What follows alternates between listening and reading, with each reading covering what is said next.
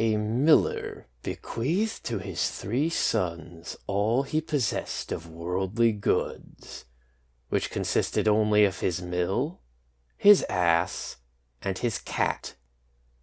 It did not take long to divide the property, and neither notary nor attorney was called in. They would soon have eaten up the poor little patrimony.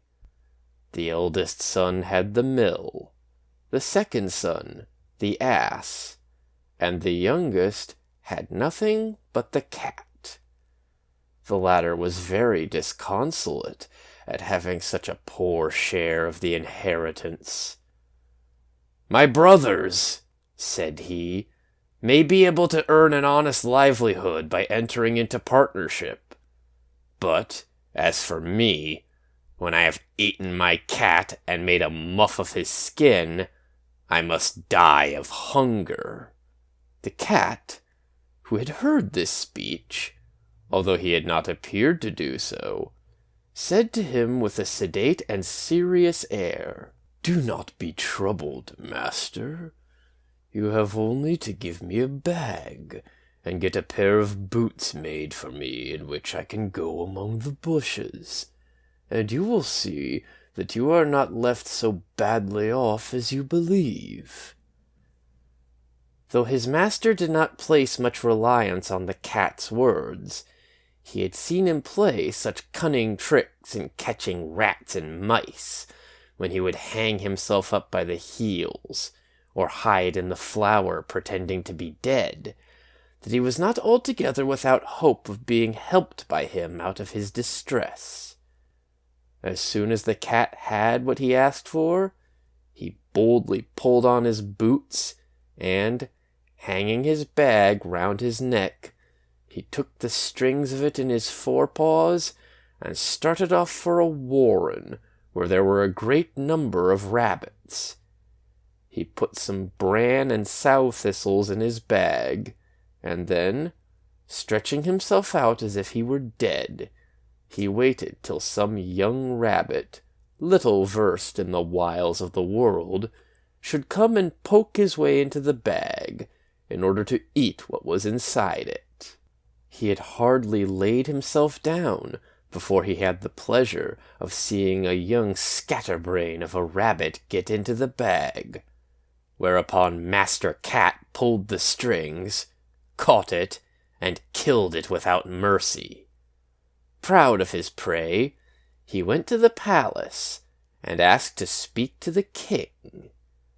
He was ushered upstairs and into the state apartment, and, after making a low bow to the king, he said, "Sire, here is a wild rabbit, which my lord, the Marquis of Carabas," for such was the title he had taken a fancy to give his master, "has ordered me to present, with his duty, to your majesty." "Tell your master," replied the king, "that I thank him, and am pleased with his gift."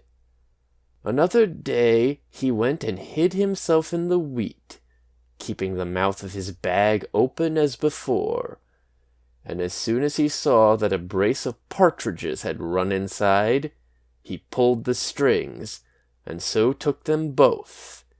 He went immediately and presented them to the king, as he had the rabbits.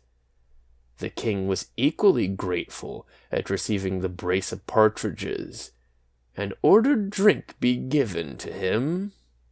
For the next 2 or 3 months, the cat continued in this manner, taking presents of game at intervals to the king, as if from his master. One day, when he knew the king was going to drive on the banks of the river, with his daughter, the most beautiful princess in the world, he said to his master, "If you will follow my advice, your fortune is made. You have only to go and bathe in a part of the river I will point out to you, and then leave the rest to me." The Marquis of Carabas did as his cat advised him, without knowing what good would come of it. While he was bathing, the king passed by, and the cat began to call out with all his might, "Help! Help! My lord the Marquis of Carabas is drowning!" Hearing the cry, the king looked out of the coach window, and recognizing the cat who had so often brought him game, he ordered his guards to fly to the help of my lord the Marquis of Carabas. Whilst they were getting the poor Marquis out of the river, the cat went up to the royal coach and told the king that, while his master had been bathing, some robbers had come and carried off his clothes, although he had shouted, "Stop, thief!" as loud as he could. The rogue had hidden them himself under a large stone. The king immediately ordered the officers of his wardrobe to go and fetch one of his handsomest suits for my lord the Marquis of Carabas. The king embraced him 1,000 times, and as the fine clothes they dressed him in set off his good looks, for he was handsome and well made, the Marquis of Carabas quite took the fancy of the king's daughter, and after he had cast 2 or 3 respectful and rather tender glances toward her, she fell very much in love with him. The king insisted upon his getting into the coach, and then accompanying them in their drive. The cat, delighted to see that his plans were beginning to succeed, ran on before, and coming across some peasants who were mowing a meadow, he said to them, "You, good people, who are mowing here, if you do not tell the king that this meadow you are mowing belongs to my lord the Marquis of Carabas, you shall all be cut in pieces as small as minced meat." The king did not fail to ask the peasants whose meadow it was they were mowing. "It belongs to my lord the Marquis of Carabas," said they all together, for the cat's threat had frightened them. "You have a fine property there," said the king to the Marquis of Carabas. "As you say, sire," responded the Marquis of Carabas, "for it is a meadow which yields an abundant crop every year." Master Cat, who still kept in advance of the party, came up to some reapers, and said to them, "You, good people, who are reaping, if you do not say that all this corn belongs to my lord the Marquis of Carabas, you shall all be cut into pieces as small as minced meat." The king, who passed by a minute afterwards, wished to know to whom belonged all the cornfields he saw. "To my lord the Marquis of Carabas," repeated the reapers, and the king again congratulated the Marquis on his property. The cat, still continuing to run before the coach, uttered the same threat to everyone he met, and the king was astonished at the great wealth of my lord the Marquis of Carabas. Master Cat at length arrived at a fine castle, the owner of which was an ogre, the richest ogre ever known, for all the lands through which the king had driven belonged to the lord of this castle. The cat took care to find out who the ogre was, and what he was able to do. Then he asked to speak with him, saying that he did not like to pass so near his castle without doing himself the honor of paying respect to him. The ogre received him as civilly as an ogre can, and made him sit down. "I have been told," said the cat, "that you have the power of changing yourself into all kinds of animals, that you could, for instance, transform yourself into a lion or an elephant." "'Tis true," said the ogre abruptly, "and to prove it to you, you shall see me become a lion." The cat was so frightened when he saw a lion in front of him that he quickly scrambled up into the gutter, not without difficulty and danger, on account of his boots, which were worse than useless for walking on the tiles.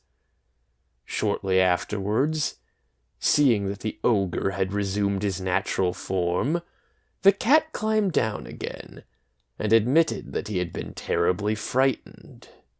"I have also been assured," said the cat, "but I cannot believe it, that you have the power besides of taking the form of the smallest animal. For instance, that of a rat or a mouse. I confess to you I hold this to be utterly impossible." "Impossible!" exclaimed the ogre. "You shall see." And he immediately changed himself into a mouse, and began running about the floor. The cat no sooner caught sight of it than he pounced upon it and ate it. In the meanwhile, the king, seeing the fine castle of the ogre as he was driving past, thought he should like to go inside. The cat, who heard the noise of the coach rolling over the drawbridge, ran to meet it, and said to the king, "Your Majesty is welcome to the castle of my lord, the Marquis of Carabas." "How, my lord Marquis?" exclaimed the king. "This castle belongs to you? Nothing could be finer than this courtyard, and all these buildings which surround it. Let us see the inside of it, if you please." The Marquis handed out the young princess, and followed the king, who led the way upstairs. There they entered a grand hall, where they found prepared a magnificent repast, which the ogre had ordered in expectation of some friends, who were to have visited him that very day, but who did not venture to enter when they heard the king was there. The king, as greatly delighted with the excellent qualities of my lord the Marquis of Carabas as his daughter, who was more than ever in love with him, seeing what great wealth he possessed, said to him, after having drunk 5 or 6 bumpers, "It depends entirely on yourself, my lord Marquis, whether or not you become my son-in-law." The Marquis, making several profound bows, accepted the honor the king offered him, and that same day was married to the princess. The cat became a great lord, and never again ran after mice, except for his amusement. Be the advantage never so great of owning a superb estate, from sire to son descended, young men oft find, on industry, combined with ingenuity, they'd better have depended. If the son of a miller so quickly could gain the heart of a princess, it seems pretty plain, with good looks and good manners, and some aid from dress, the humblest need not quite despair of success.